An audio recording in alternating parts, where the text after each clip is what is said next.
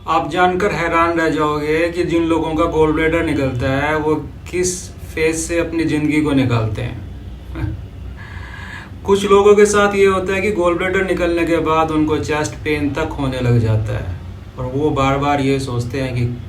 शायद मेरे heart attack आ रहा है। कुछ लोगों का पेट दर्द जाता ही नहीं है, कुछ लोगों को शोल्डर नेक पेन रहता है, कुछ लोग बार बार बीमार पड़ जाते हैं और ज़्यादातर लोगों को कब्ज या डायरिया रहता है और साथ में ब्लोटिंग की शिकायत उनको चलती रहती है। डॉक्टर कभी भी अधूरी बातें उनको बताता है, पूरा ज्ञान कभी देता नहीं है, क्योंकि पूरा ज्ञान दे देगा तो शायद उसके पैसे बनने बंद हो जाएंगे। क्या कहें इस बात को लेके, क्या कैसे किसको समझाएं, क्योंकि दुनिया ऐसी हो चुकी है कि वो कभी भी नहीं सोचती कि पेशेंट को कम से कम इतना समझाया जाए कि गोल ब्लैडर निकलने के बाद जो बाइल जूस आपका पेट के अंदर जाएगा वो फैट को डाइजेस्ट बहुत लंबे टाइम तक नहीं कर पाएगा और डायरिया सेशन उसके इतने चलेंगे कि उसका वेट लॉस हो जाएगा 10, 15, 20, 25, 30 किलोग्राम तक, जिसके कारण उसको IBS हो सकता है, माइग्रेन हो सकता है,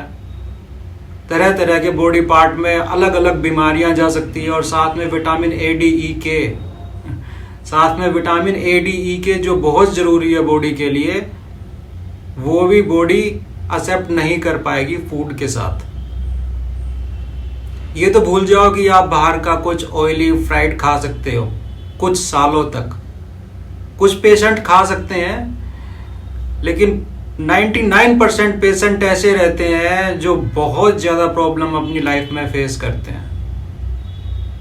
उनके घर वाले सोचते हैं कि शायद इनका गोल ब्लैडर ना निकलवाते तो अभी ये ठीक रहते, बहुत लंबी दवाइयाँ खाते रहते हैं और डॉक्टर, आपको एक बात बताऊं, उनको दवाई कौन सी देता है? IBS की, दिमाग की दवाई देता है उनको। पेट की दवाई तो बहुत कम चलती है, दिमागी तौर की दवाई ज़्यादा चलती है उनकी,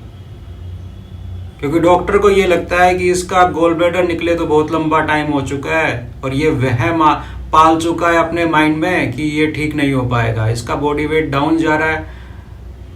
चिड़चिड़ापन रहने लग जाता है, आंखों से दिखाई कम देता है, बाल उसके झड़ने लग जाते हैं, एक अजीब सी बेचैनी घबराहट बनी रहती है। मेरे कुछ दोस्तों ने मुझे अपनी बीमारी के बारे में बताया जिनका गोल ब्लैडर निकला है। मैं जानकर हैरान रह गया कि ऐसा भी होता है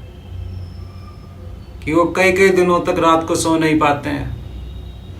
IBS के पेशेंट के साथ तो मैंने सेम सिम्टम्स ऐसे सुने थे, लेकिन गोल ब्लैडर के पेशेंट के साथ भी ऐसा होता है। आने वाली कुछ वीडियोस में मैं आपको बताऊंगा कि गोल ब्लैडर निकलने के बाद जिन लोगों को ये वाली प्रॉब्लम फेस करने का टाइम नहीं मिल पाता है, वो नहीं सोच पाते हैं कि कैसे मेरी लाइफ निकल रही है, क्या मैं जॉब करूं, बिजनेस करूं, अपने माइंड को स्टेबल करूं या अपने पेट को स्टेबल करूं जिससे मेरा डायरिया रुके, मैं क्या खाऊं क्या ना खाऊं, हरदम इसी चीज़ में उलझे रहते हैं। दिमागी तौर से बिल्कुल ही अपना संतुलन गंवा बैठते हैं।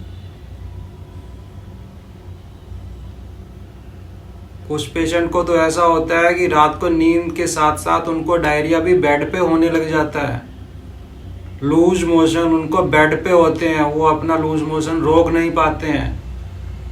दिमागी तौर से वो इंसान इतना कमज़ोर, इतना टूट चुका रहता है, नहीं समझ में आता है कि वो क्या करे अपनी लाइफ के साथ। गलत है यार, ये तो बहुत गलत है।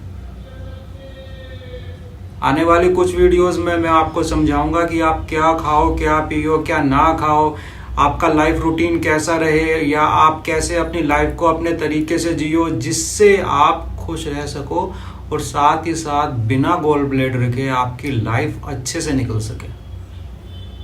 आने वाली कुछ वीडियोस ज़रूर देखना। Thank you.